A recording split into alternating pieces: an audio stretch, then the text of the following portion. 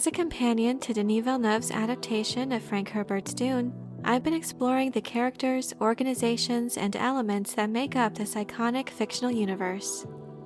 One character that turned into a fan favorite in the Dune series was the Swordmaster of House Atreides, Duncan Idaho. In this video, I'd like to talk about what makes him so beloved, as well as why many fans consider him to be the main character and true hero of the Dune Saga. Major spoiler alert, as I will be talking about significant plot details from the Dune novel, as well as the events that occur throughout the rest of Frank Herbert's series of books. Among the many themes in Dune, arguably the primary purpose of the series was to illustrate the danger of idolizing heroes and blindly following charismatic leaders. This is something that Frank himself commented on in several interviews. What is the message? What is the statement that you're attempting to make here? Don't trust leaders to always be right. I worked to create a leader in this book who would be really an attractive, charismatic person for all the good reasons, not for any bad reasons. Then power comes to him. He makes decisions. Some of his decisions made for millions of people, millions upon millions of people, don't work out too well. While many readers of Dune, including myself, initially saw the character of Paul Atreides as the hero of the story, as with most elements of the Duneverse, rarely is anything black and white. And when considering the idea that Duncan Idaho may be the true hero of the saga, the fact that Paul does not fill this role is what lends more weight to the argument. While Paul Atreides certainly is a protagonist throughout the books, ultimately he goes on to embrace a jihad which results in the death of billions. Many would contend that Paul was forced into it as the lesser of a few evils, having to choose between this or the total extinction of the human species. As we journey through the Dune Saga, our perspective changes. Throughout his appearances in this series, he goes from being a hero in the first book to an anti-hero of sorts in the second and third. As Paul began to see glimpses into the future through his prescience and realizes what the inescapable end of humanity would be, he finds one possible future, called the Golden Path, which would see the expansion and diversification of human populations, territories, and cultures far beyond the boundaries of the known universe. This would guarantee the long-term preservation of humanity. However, this golden path would lead to the death of countless individuals in the short term. The only way for Paul to walk this path, which would span over a millennia, would be to transform himself into a being capable of living that long. He would also need to be strong enough to impose his will on the human species in order to secure the survival of humanity. In the end, Paul could not bring himself to do it. It turns out that his wife Chani is the one responsible for his ability to keep a firm grip on humanity. However, when she dies, in a sense Paul's heroic nature does too. He is not courageous enough to complete the Golden Path, instead leaving it for his son, Leto II. He goes into the desert not out of heroism, but rather because he realizes how broken he is, as he has proven himself unable to escape the undercurrent of disillusionment and alienation. He returns under the guise of a mysterious figure known as the Preacher, to speak out against and discredit the religion that has been built around him. Because of this, he meets his end at the hands of Alia's priests at her temple in Arrakeen. In many ways, through the course of the first 3 books, Paul can certainly be viewed as a heroic figure, albeit a profoundly tragic one considering his full story arc. Also, given the fact that Paul's story ends in Children of Dune, only the 3rd in Herbert's 6-book series, many feel that considering the presence of the fan favorite Duncan Idaho in all 6 books, this lends itself to the idea that he might be the true main character, or perhaps even the real hero of the Dune Saga. In the first novel, the character of Duncan Idaho first serves as Duke Leto's ambassador to the Fremen and is used largely as a bridge between the two groups. Idaho heroically takes a stand against the Imperial Sardaukar on Arrakis, allowing Paul and Jessica to flee.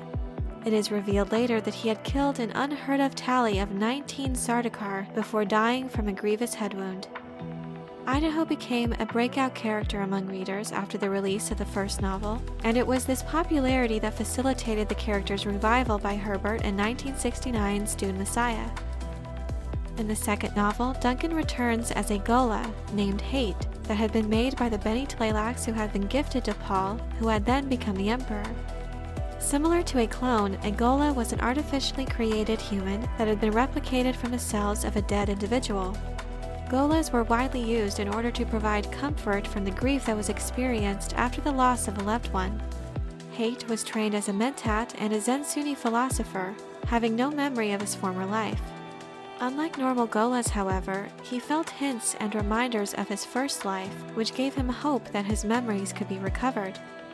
As a Gola, Hate was programmed to kill Paul after it was determined that he could not successfully manipulate the Emperor psychologically. This programming conflicted with his innate love for the Atreides, and in the ensuing sensory overload stemming from the conflict, he was able to recover his memories as Duncan Idaho, up to and including the sacrifice he made on Arrakis at the hands of the Sardaukar. After recovering his memory, he was able to overcome his Tleilaxu programming and resumed his loyal service to the Atreides.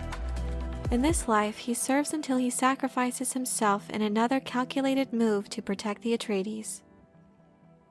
In the book God Emperor of Dune, Duncan is reintroduced as a Gola once again, this time serving alongside Leto II. Each time that a Gola of Duncan would die, Leto II would have him replaced with a new one. Idaho continues to reappear throughout the story as a series of Golas during the 3,500 years of Leto's rule as the God Emperor. To Leto, Idaho represented loyalty, humanity, and the spirit of the unknown. Because of Leto's perfect prescience and the fact that he possessed the memories of all of his ancestors, Leto saw the benefit and even necessity of Duncan's qualities in successfully walking the Golden Path.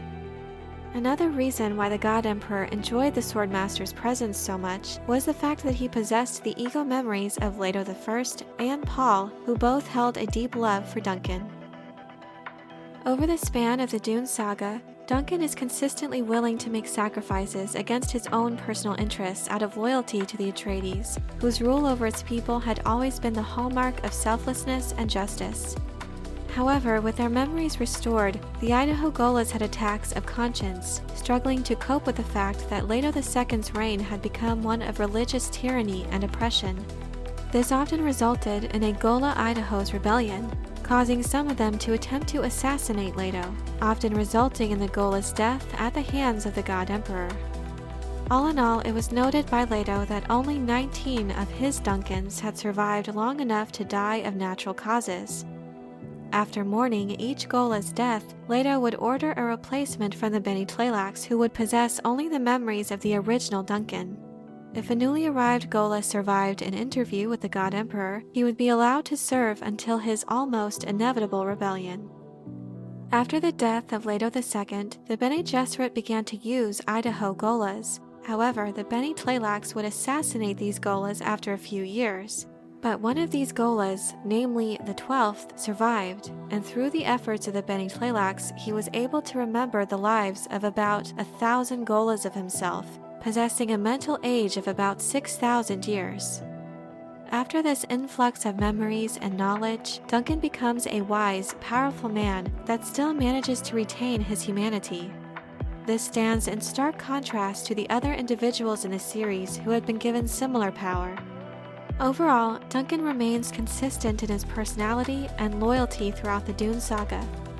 He's a hero that each of the protagonists come to rely on, an individual that reminds all of the Atreides how they should strive to act and who they should strive to be. In a balance to his positive qualities, he's also flawed. Though he is honorable, intelligent, and wise, he carries a vengeful spirit and even hatred for his oppressors and his family's murderers. Throughout all his iterations, his heart continues to seek revenge to those that did him harm. Duncan's display of true and raw emotions makes him relatable and perhaps one of the most human characters in the saga, in contrast to those he is surrounded by. Although he never truly takes center stage, it is his presence throughout the series that gives the reader a feeling of familiarity while discovering new worlds and journeying through a story that spans thousands of years. It is for these reasons that many feel that he deserves the title of the true hero of the Dune Saga, but I'm curious to know what you think. Do you think that Duncan, or perhaps some other individual, could be considered the hero or most important character of Frank Herbert's Dune series? Or given the nature of the story, do you think that there really is no main character or hero? Let me know your thoughts in the comment section below. I hope you enjoyed this video. Leave a like if you did, and be sure to subscribe for more Dune and other sci-fi and fantasy content. Thank you all so much for your support, and as always, have a very nerdy day.